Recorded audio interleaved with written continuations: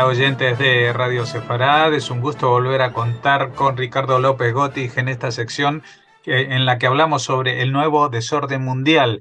¿Qué tal, Ricardo? Hola Jorge, ¿cómo estás? Bueno, seguramente nos vas a hablar de temas, ya saben que en esta sección abordamos temas de actualidad, pero desde una perspectiva histórica, que es tu profesión y sobre la que hemos hablado en distintas secciones en Radio Sefarad. Y bueno, esta semana el protagonismo lo ha adquirido Brasil, la asunción del nuevo presidente, que es un viejo presidente reelecto, Lula da Silva, y las revueltas que a mí también, por las fechas y por la situación, me recuerdan un poquito a lo que pasó con Trump hace 2 años, ¿no? Hay muchos paralelismos con la situación de Trump, pero vamos a recapitular un poco. Primero, como bien decías, Ignacio Lula da Silva ya fue 2 veces presidente de Brasil. Él venía de una izquierda originalmente, en los años 80, una izquierda muy radical. Perdió varias elecciones, primero con Collor de Mello, luego con Fernando Cardoso. Él, tuvo varias derrotas electorales y cuando llegó a la presidencia ya se había moderado bastante, ¿no? Es decir, no era esa izquierda prácticamente marxista de los años 80, sino que era un personaje bastante moderado y que incluso continuó con bastantes de las políticas de Fernando Enrique Cardoso, que fue quien estabilizó a la economía brasileña en sus 2 periodos presidenciales. Bueno, lo cierto es que lo que hemos visto este fin de semana es una situación bastante particular y ahí es donde encontramos algunos paralelismos con la situación de Donald Trump. Porque por un lado, tanto Trump como Bolsonaro se habían presentado a sus respectivas reelecciones, ambos fueron derrotados en procesos electorales y los dos ponen en duda la legitimidad de esos resultados, ¿no? Es decir, está bastante claro en el caso de Trump que él, hubo 61 tribunales en donde se dictaminó que no hubo fraude electoral en Estados Unidos, no uno, 61 tribunales, hasta que incluso el propio Congreso de Estados Unidos ratificó la elección. Bueno, en el caso de lo que se vio el 6 de enero del 2021, cuando esa turba toma el Capitolio, es que querían impedir la proclamación de Biden como nuevo presidente de los Estados Unidos. En el caso de lo que ocurrió este fin de semana, el domingo 8 de enero, ya hacía una semana que Lula había asumido como presidente. Y en este caso, nuevamente, manifestantes tomaron la sede de los 3 poderes del Estado en Brasilia, en una situación de una gran negligencia, podemos decir, porque no había prácticamente policías cuidando los edificios gubernamentales. Es difícil saber hasta dónde había alguna anticipación de que esta situación podía replicarse en Brasilia. Pero bueno, la verdad es que vamos a poner la atención en lo siguiente, y esto es un poco lo que vos planteabas. Se están dando una serie de situaciones, no solo en América Latina, ¿no? Porque también lo hemos visto en Estados Unidos, en este ejemplo del 2021, que hay un deterioro bastante grave y falta de respeto y vulneración de todas las normas y leyes para que turbas tomen edificios gubernamentales, o bien, como en el caso del expresidente Castillo en Perú, que él por decreto cierra el Congreso, ¿no? Es decir, él cierra el Congreso y anuncia que va a gobernar por decreto durante su presidencia. Es decir, hay una falta completa de respeto sobre las reglas constitucionales, como si el presidente tuviera una suma absoluta del poder, pudiera disponer, o bien este caso en el que se desconocen los resultados. En Argentina se vio esto también. En diciembre del 2015, la entonces presidente Cristina Fernández de Kirchner desconoció el resultado electoral que llevó a Mauricio Macri a la presidencia y de hecho, bueno, se generó una situación en la que un senador tuvo que asumir como presidente durante 12 horas para entregarle los atributos del poder a Mauricio Macri, que había sido legítimamente electo.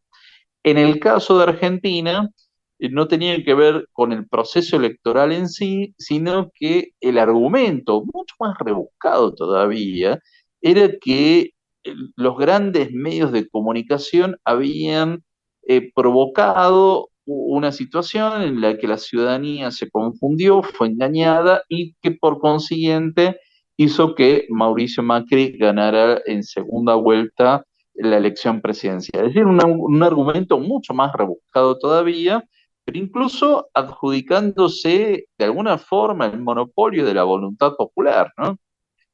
Esto es bastante grave. A ver, veamos lo positivo.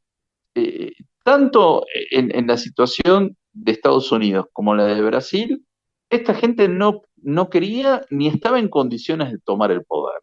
Es decir, eran turbas de gente completamente enojada, desaforada, que toma los edificios, vandaliza, destruye, pero no podían ni querían tomar el poder. Es decir, gente con mucho enojo, con mucha ira, que esto también puede desatarse para cualquier lado, pero eso en principio. Y por el otro lado, la situación en Brasil no es estrictamente un golpe de Estado, más allá de lo que ciertos sectores políticos digan, sino que era gente que pedía una intervención militar para deponer al presidente Lula, es decir, pedían un golpe de Estado.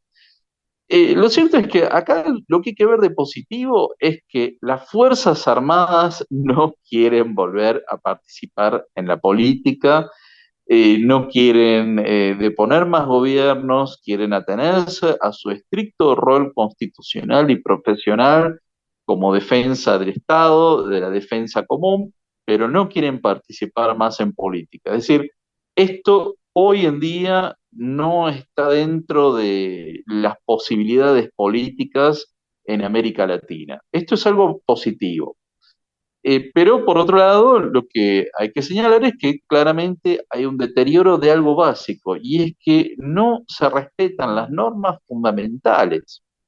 Nosotros estamos en distintos estados de derecho, cada uno con sus particularidades, ¿no? Pero el Estado de Derecho es el gobierno de la ley. Ahora, si cada uno dice lo que interpreta, lo que quiere de la ley, bueno, ahí se nos complica, ¿no? Porque si los distintos actores políticos no respetan las normas fundamentales, estamos en un serio problema y eso vulnera el Estado de Derecho, la democracia. Y tengamos en cuenta que en América Latina todavía no han pasado 40 años de la recuperación de las democracias. En Argentina, a fines de este año van a ser 40 años de restauración democrática. En Brasil se recupera la democracia en 1985, es decir, todavía son democracias bastante nuevas en ese sentido, pero lamentablemente los fenómenos populistas que van atravesando el mundo, ya no es solamente América Latina, sino el mundo, lo que hace es provocar este tipo de tensiones políticas por la tensión en sí misma. Es decir, no pretende el populismo resolver el- los disensos, sino provocar conflictos permanentemente como su gimnasia de política, siempre buscando un enemigo y provocando estas situaciones de rupturas. Ujú. Bueno, y entiendo que cuando hablas de populismo, pues ese populismo puede ser tanto en el sentido clásico de la derecha o de la izquierda, ¿no? Exacto, ya es una técnica política en sí misma. Ahí podemos encontrar desde Trump, de Chávez, en este caso estamos viendo a Bolsonaro, el kirchnerismo, es decir, ya se ha convertido en una forma de la política de provocar el conflicto en sí mismo, con lo cual, a ver, uno puede decir, bueno, la verdad las fuerzas democráticas deberían llegar a alguna serie de consensos básicos, pero sí. hay una parte que nunca va a aceptar las reglas, esto se vuelve sumamente complicado y termina derivando en autoritarismos, como es el caso de Venezuela o el caso de Nicaragua. Bueno, desgraciadamente estos casos nos imponen estar alertas ante lo que pueda suceder y esperamos que, no sé cómo y bajo qué mecanismo, pues el mundo vaya recuperando esta cordura de atenerse a unas leyes de juego. Ya no hablo de unas leyes constitucionales solamente en ese sentido, sino también en el saber aceptar, por ejemplo, cuando uno es derrotado en las urnas, ¿no? Es algo que está implícito en el juego democrático, pero que parece que hoy en día ya no es así. Sí, y lo que más llama la atención es que América del Sur en particular es un continente que no tiene conflictos militares. Es decir, estamos libres de guerras entre los países, más allá de las situaciones de pobreza, de marginalidad que está habiendo, pero precisamente se puede salir de esa pobreza, de esa marginalidad, de la miseria, con estabilidad institucional, con seguridad jurídica, con reglas de juego básicas que todos respeten. Bueno, y lamentablemente se pierden muchas oportunidades debido a esta inestabilidad permanente que está habiendo respecto a las normas fundamentales. Bueno, pues esperemos que el ejemplo brasileño no cunda más allá de sus fronteras y las cosas vuelvan a digamos, a volcarse hacia el terreno de la recuperación de las democracias, también en espíritu y también en lo que citabas, en la oportunidad que brinda la paz para avanzar en general en las sociedades. Muchas gracias, Ricardo López Gotti, y hasta la próxima. Muchas gracias y como siempre, un gran saludo a la audiencia de Radio Separado.